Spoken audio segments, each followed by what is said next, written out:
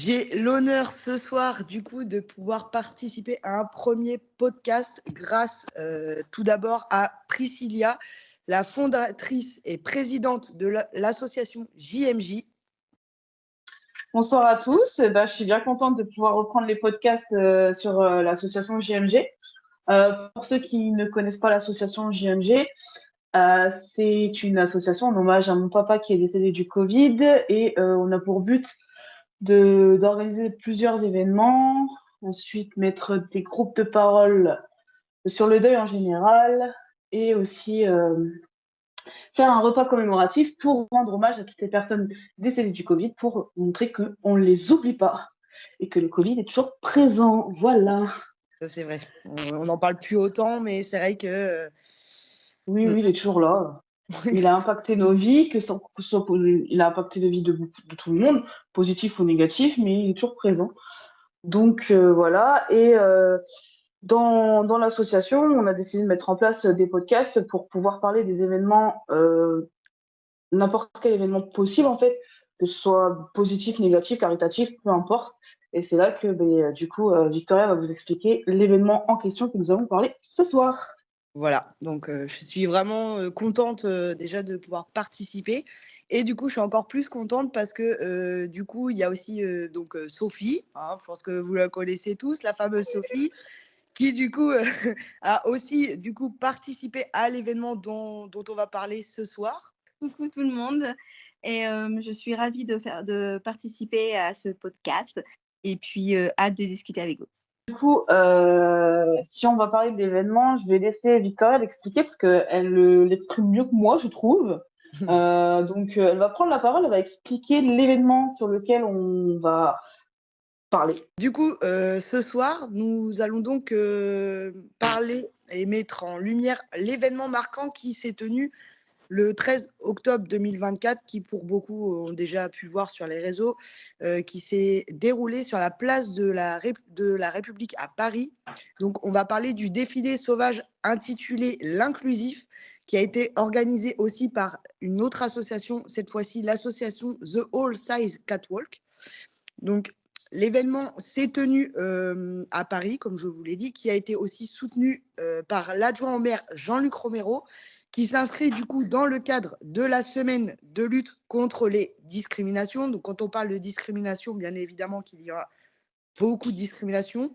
Ce happening donc, a été imaginé par Georgia Stein, qui est la fondatrice de l'association, qui célèbre du coup, excusez-moi, la diversité humaine dans toute sa splendeur, que ce soit au niveau de l'apparence, bien évidemment de l'âge, des cultures, des orientations sexuelles, ou même tout simplement en intégrant des personnes aussi en situation de handicap ou simplement touchées par des maladies, parce que ça, c'est vrai qu'on n'en parle pas souvent.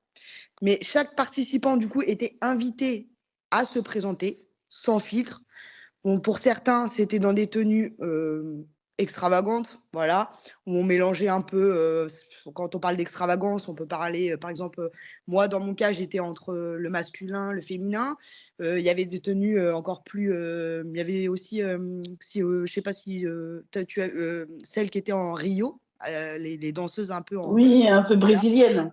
C'est ça, brésilienne. Ouais. Et, avec les plumes et tout, ouais. oui, franchement, c'était. Et d'autres, du coup, qui ont tenu à participer à cet événement en lingerie. Et honnêtement, je crois que c'est vraiment. Mais du coup, je vais faire une petite aparté aussi, c'est très important parce qu'on a une collaboration avec Sans Complexe. C'est une marque de lingerie qui chaque année collabore avec l'Inclusif. Et j'ai eu l'honneur de pouvoir porter leurs sous-vêtements. C'était une première pour moi d'ailleurs. J'étais pas forcément très à l'aise, mais c'était vraiment quelque chose que je garderai de très positif quand même. Parce que je me suis dit que j'ai quand même eu le courage de me défiler en sous-vêtements devant plein de personnes, chose que je n'aurais pas cru pouvoir faire dans ma vie. Donc voilà, c'était une petite aparté. Voilà. Non, c'est vrai que c'est quand même un gros challenge. Hein. Il faut dire ce qui est. Donc non, vraiment. Mais du coup, pour rebondir, au-delà que ce soit au-delà d'un simple défilé, Cet événement a quand même donné la parole aussi à ceux qui ont vécu des discriminations, parce qu'il ne faut pas l'oublier que c'était aussi pour parler des discriminations en grosso modo, donc qu'elles soient bien évidemment physiques, émotionnelles ou même parfois sociétales, pour partager du coup aussi leurs expériences et encourager la tolérance et l'acceptation de soi, parce que c'est hyper important aussi, il faut le savoir. Quand on a été victime de discrimination sur plusieurs choses, c'est vrai que l'acceptation de soi, la confiance, tout ça, il faut dire ce qui est, on en perd énormément. Voilà. Donc, il faut savoir que du coup, il y avait de nombreuses marques et partenaires qui se sont joints à cette initiative, donc pour montrer comme quoi ça prend quand même une plus grande ampleur. Et l'ambiance, forcément, était animée donc par des performances de danse, de chant, créant. Donc, ça crée vraiment un véritable moment de communion pour rappeler aussi l'importance de l'inclusivité dans notre société. Il faut savoir aussi, du coup, que c'est depuis 2018 que The All Size Catwalk organise ces événements pour défendre une vision plus ouverte du corps et influencer les mentalités et les stratégies marketing, dans un premier temps, vers davantage du coup de diversité. Donc, préparez-vous, les amis, à plonger dans un univers où chaque personne trouve sa place et où chaque histoire résonne.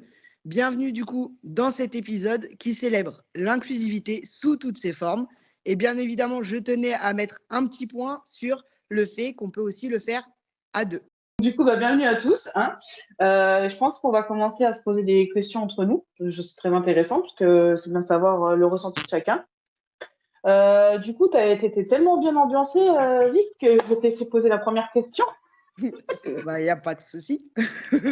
Pouvez-vous vous présenter brièvement et nous parler de votre parcours personnel ou professionnel en lien avec la diversité et l'inclusivité? Avant d'enchaîner sur les réponses aux questions, c'est pour vous dire qu'on a une nouvelle invitée qui vient de nous rejoindre, qui elle aussi a donc participé au défilé sauvage, donc l'inclusif, et donc qui va nous témoigner son ressenti, qui va se présenter à nos côtés et qui va donc rester tout le long avec nous du podcast, et on va vous faire aussi découvrir son univers. On va commencer par toi, du coup, Priscilla, vu que toi, t'es. En plus, toi, je crois que c'était la deuxième année, non, que tu participais, ou du coup, c'est. Ouais, Ouais. c'est la deuxième année, ouais. Oui, donc du coup, moi, je suis Priscilla. Bon, j'ai pas besoin de me présenter, je pense que les gens commencent à me connaître à force. Ouais, donc j'ai participé à l'inclusif en 2023. C'était ma première année. J'ai vraiment adoré ce moment. C'est pour ça que dès que j'ai su qu'il y avait qu'il y avait une deuxième, la deuxième année, là, la suivante, 2024, j'ai sauté dessus et je me suis dit, allez, je vais tenter le sous-vêtement, chose que j'ai faite et tout ça. Faut savoir que j'ai un parcours de vie, j'ai pas toujours été bien dans ma peau. Je suis pas forcément toujours bien, mais j'ai évolué. J'ai subi de l'harcèlement. On s'est moqué de moi parce que j'étais grosse. Parce que voilà, j'appelle un chat, hein, je suis grosse. Ça a été très compliqué de se construire avec toutes les moqueries que j'ai pu avoir. Mes grossesses m'ont pas forcément aidée. J'ai repris du poids derrière. Ça a fait que du coup, j'ai vraiment détesté mon corps. J'étais vraiment en réel conflit avec mon corps. C'est-à-dire que je ne pouvais pas me voir dans un miroir ou autre. Je m'habillais toujours en noir. Enfin, voilà, c'était vraiment quelque chose. Je me maquillais pas. J'ai toujours coiffé. Enfin, vraiment, j'étais la fille qui se cachait tout le temps. Enfin, très discrète. Je voulais pas qu'on me voie. Et puis, je me suis lancée dans la photographie. Donc, de là, j'ai découvert d'autres femmes, d'autres hommes aussi très complexés par leur physique. C'est pas forcément des personnes rondes, c'était vraiment des personnes, n'importe quel type de morphologie, ils avaient tous un complexe en fait, et je me rends compte que en fait on a tous des complexes, Ouais. sur le nez, sur les oreilles, sur le ventre, les fesses, enfin les jambes, enfin tout ça, et je me dis mais en fait pourquoi? Pourquoi je me bute à tuer ma vie, à vouloir me cacher, alors que réellement moi aussi j'ai le droit de briller et d'exister. Et le décès de mon père, en fait, m'a fait tellement prendre conscience que la vie était tellement courte que j'ai décidé de me lancer dans un concours de Miss. Et je pensais pas, donc j'ai eu mon titre de Champagne-Ardenne. Alors, le Champagne-Ardenne, je l'ai eu facilement, je l'ai eu sur les réseaux sociaux, donc ça n'a pas été très compliqué, mais le France, j'étais en concours et je l'ai gagné. J'ai remporté le titre France.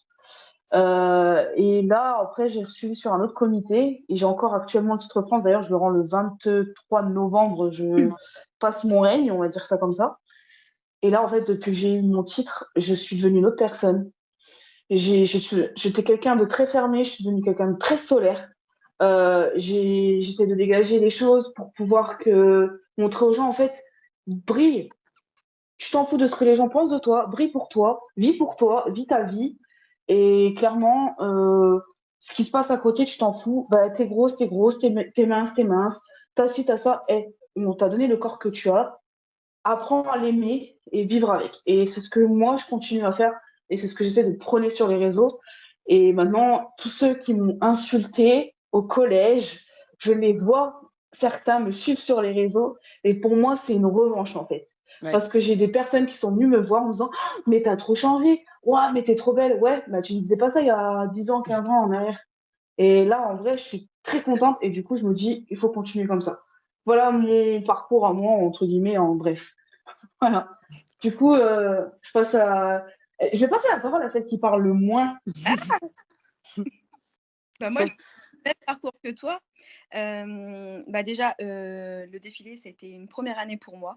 J'ai pas osé le sous-vêtement parce que j'étais pas encore prête et je voulais voir aussi un peu où j'allais mettre les pieds. Donc voilà, mais je pense que l'année prochaine, j'oserai plus parce que ça a été vraiment un environnement et puis enfin les gens, ils étaient vraiment cool et il y avait vraiment aucun jugement parce que, bah, c'est vrai que, bah, comme toi, j'ai eu beaucoup d'harcèlement parce que je suis ronde depuis toute petite. Hem, donc harcèlement au collège, en primaire jusqu'à me faire frapper. Enfin, j'ai eu énormément de choses. Donc j'ai très peu confiance en moi et du coup, bah, c'est vrai que tout ça bah, pareil que toi, la photo. Victoria m'a offert une séance photo en sous-vêtements et j'étais stressée de ouf, mais du coup, je l'ai fait et je me suis sentie bien après et depuis, j'ai pas arrêté d'en faire de shooting plusieurs. J'ai même eu la chance de défiler, avec une robe de créatrice et franchement, c'était, pour moi, c'était incroyable parce que moi, je suis une grande timide, je suis très réservée et tout et à travers tout ça, bah, j'ai pu montrer qui j'étais un peu et plus on avance, mieux je me sens. Et comme toi, j'ai aussi des complexes, mais après, j'apprends à vivre avec de jour en jour. Donc voilà. Il faut faire de nos complexes une force. Et là, franchement, en vrai, une fois qu'on arrive ça, je crois qu'on C'est vrai. on est au summum du truc. Du coup, bah, Vic, à toi. Bah moi du coup pareil, bah moi c'était pas prévu vraiment que je défile. Moi je venais en tant qu'accompagnatrice et puis c'est vrai que je me suis dit allez pourquoi pas. Donc moi je suis pas venue défiler en sous-vêtements parce que moi non voilà. Mais moi je suis déjà moi j'ai défilé du coup avec Sophie. Oui. Et donc moi je suis plus partie du coup sur un talon aiguille. En fait, j'ai mélangé le côté femme, le côté masculin. Après moi vraiment je me suis sentie en fait je me suis sentie de vouloir le faire tout simplement parce que, je me suis dit: «Ouais, ça me parle autant qu'à n'importe qui étant donné que je suis moi lesbienne, maman de 2 petites filles et que j'ai eues avec une femme, dont une que j'ai portée». Et c'est vrai que alors moi j'ai pas vraiment connu, le harcèlement parce que moi j'ai toujours été une tête fonceuse.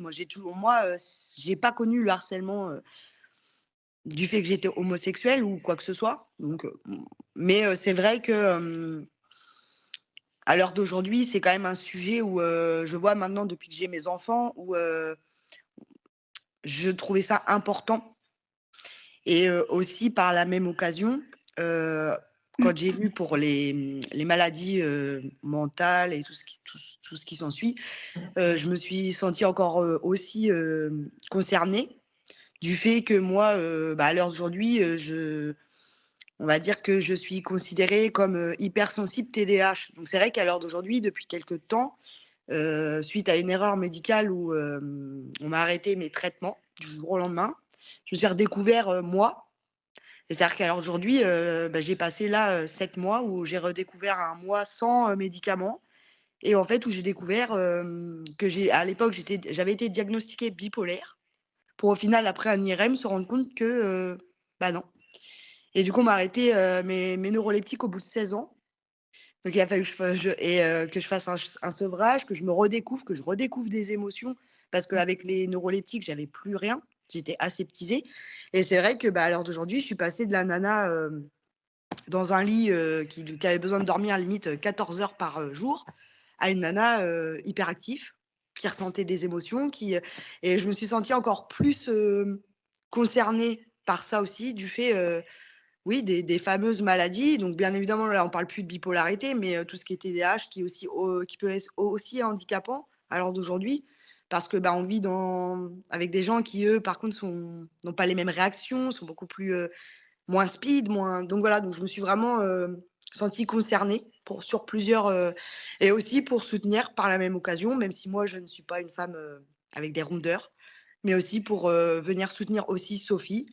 Parce que moi, je suis aussi contre la grossophobie dans le sens où moi-même j'ai été maman, j'ai eu une grossesse, j'étais arrivée à 70 kilos, donc j'ai vécu un peu le fait de voir son corps devenir changer de corps entre guillemets, et je me suis sentie tellement mal qu'à l'heure d'aujourd'hui, moi je suis venue dans le but aussi de dire à ces femmes-là, mais vous êtes magnifiques en fait, vous vous rendez même pas compte, et malgré que je sais que pour vous c'est complexant, mais voilà, je trouvais que c'était vraiment hyper important. Alors, hello à tous. Je m'appelle Sol Doremi. J'ai participé au défilé sauvage de l'inclusif parce que je viens de très très loin et je suis une ancienne ronde qui s'est battue très très longtemps depuis l'âge de mes 15 ans et qui sort à la tête de l'eau que seulement maintenant. Donc, c'était très, très compliqué pour moi. J'ai eu énormément de revers de médailles qui étaient très compliqués à gérer. Et beaucoup de personnes m'ont fait du mal et m'ont dit du mal. Donc, c'était très, très compliqué. Donc, après, le temps de se reconstruire a été tout aussi long. Voilà. Moi, j'avais une question, du coup. D'ailleurs, quel est le moment qui vous a plus marqué au moment du défilé sauvage de l'inclusif? Sophie, je te laisse répondre en premier. Moi, le moment, c'est vraiment en fait, ouais, ça a été en plusieurs étapes. Déjà, rien que d'aller se préparer tous ensemble avec toutes les filles, mais avec des corps différents, des types de peau différentes. Il y avait vraiment aucun jugement, personne ne regardait. Et ça, c'est vraiment vivre dans un moment comme ça, pardon, c'était vraiment incroyable parce que généralement, quand on rentre quelque part, on est vite jugé, vite regardé. Que là, mais pas du tout, en fait. C'était comme si on se connaissait tous et c'était libre, vraiment. Et vraiment, là, vraiment, je me suis vraiment sentie bien et moins stressée. Après, il y a eu plusieurs événements. Moment qui a été vraiment bien. Au moment où j'ai défilé avec Victoria, on était toutes les deux et là, on était dans notre bulle malgré qu'on était stressés. Et là, c'était beau. Moi, je vais rejoindre ce que tu dis. Moi, c'est pas. Après, moi, j'ai été surprise sans être surprise parce que comme on sait que en fait, oui, c'est bonne ambiance. En fait, c'est ça. Et puis, la sociabilité de tous. Oui, c'est ça. Parce que tout le monde était très sociable, les discussions étaient limite comme si on se connaissait tous sans vraiment se connaître, et puis que c'était hyper fluide. Et l'ambiance aussi, oui, comme tu dis, même quand on s'est préparé, donc on s'est mis tous en ligne, Ouais. de voir chacun leur tour y aller, puis qu'après on se disait bon, voilà. Et ouais, la bonne ambiance. Et j'avoue que moi, pareil, ça a été quand on est sorti du Fluctua, du coup, du restaurant, qu'on est parti pour aller défiler. Et moi, je me suis dit, ouais, genre, je vais faire ça, quoi. Ouais. Et non, vraiment, ouais, c'était incroyable, quoi. Genre, voilà. Ben, c'est quand je suis passée en dernière, en fait, presque en dernière, et seul coup, ben, ça m'a fait bizarre, parce que j'avais l'impression d'être toute seule sur toute la longueur, et waouh, pour moi, c'était waouh. C'était à la fois excitant et à la fois, ça faisait peur. Et du coup, Priscilla, toi, du coup, ça a été la même Meilleur chose pour les moment. 2 années ou chaque année, tu Non, as toujours. non, la première année, ça a été quelque chose. J'étais pas stressée. J'ai aimé ce moment parce que j'étais moi, enfin, j'étais en pantalon, j'étais habillée, quoi. Donc Ouais. j'étais hyper à l'aise. Et je me suis éclatée la première année. Je m'en foutais des gens, j'étais dans ma bulle. J'ai aimé le moment, dire ça fait des années que je veux faire ce défilé-là à l'inclusif et à chaque fois je le loupais. Et je me dis, allez, là j'y suis, je le fais. J'ai kiffé ce moment-là. Et cette année, c'est parce que j'ai voulu me mettre, je pense, la barre trop haute. J'étais psychologiquement pas forcément prête de passer à être habillée en sous-vêtements, en plus des sous-vêtements que je ne connais pas, ce sont pas les miens. Enfin voilà, et j'étais pas forcément à l'aise. Mais au moment où tu défiles, tu peux plus reculer en fait. T'y es. Et j'étais quand même toujours stressée, mais je voyais les gens, je les regardais, je voyais me fixer. Bon, j'ai vu qu'ils avaient sorti leur portable et étaient dans les photos. Je me suis dit bon, bah ok. Et de voir aussi ma jumelle, bon, qui devait être présente ce soir, mais bon, c'est compliqué pour elle. Dire putain, mais elle a enfin, elle est malade, elle a le cancer, comme vous avez pu le voir, elle a le cancer du sein et tout. Et je me dis putain, elle est là, elle le fait, elle a pas froid aux yeux, elle y va et tout. Je me dis je peux pas. Donc du coup, le fait de l'avoir rejoint derrière et d'être derrière elle, et que j'ai tapé un fou rire avec elle, ce fou rire monumental qu'on a eu tous les deux au moment du défilé, je crois que c'est celui-là le meilleur moment que j'ai eu en fait. Du coup, on va terminer sur une question. Aujourd'hui, on sait qu'il y a beaucoup de personnes qui sont hyper complexées, qui aimeraient tenter ce défilé sauvage de l'inclusif. Si on avait quelque chose à leur dire pour leur dire de se lancer, ça serait quoi en fait? Moi, je dirais tout simplement, écoute, t'as qu'une vie. Euh, c'est pas à 70 ans ou 80 ans qu'il faudra dire bah merde, je l'ai pas fait parce que les autres, Non, t'as qu'une vie. Les autres, tu t'en fous. Et clairement, moi, c'est ce que je dis. Vis pour toi. Va jusqu'au bout. Fais tout ce que tu as envie de faire tout le temps que tu seras Ouais, vivant. en fait, ouais, t'as raison. Aujourd'hui, t'as une putain de vie, vis-la 100 à l'heure, Bah, c'est parce ça. que clairement, tu ne sais pas ce que demain peut t'arriver, et clairement, c'est quelque chose à vivre. C'est quelque chose à vivre vraiment au moins une fois dans ta vie, vis-le, tu vois. C'est ça. Tu n'auras aucun regret. Parce que t'es pas forcément obligé de défiler en sous-vêtements. Tu défiles comme t'es, tu viens comme t'es, comme au McDo, vous venez comme vous êtes en fait. Et tu défiles et tu vas voir. Au moment où tu mets les pieds sur le sol, au moment pour défiler, tu te dis, il n'y a plus rien. Tu es dans ta bulle et tu te dis, waouh.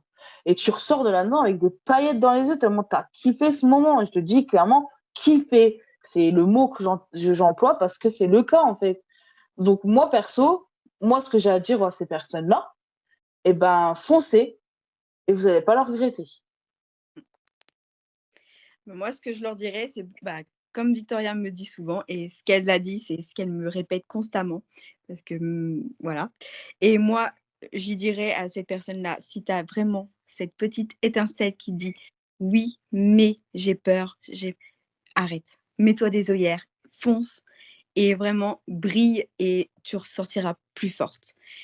Et ça va, et ouais, et tu pourras être. Et on rajouterait, du coup, et viens nous retrouver l'année prochaine. Et si tu veux, écoute, on défile ensemble et nous, on t'emmène, il n'y a pas de souci. C'est ça. Et moi, j'ai une petite aparté, c'est-à-dire que l'année prochaine, j'ai envie de voir plus d'hommes. Oui, aussi, c'est vrai Oui. que. Ouais, c'est vrai. Les hommes, c'est vrai que. Bah oui, ils ont tout autant leur place. Après, je sais pas comment eux, les hommes, ils vivent tout ça, hein.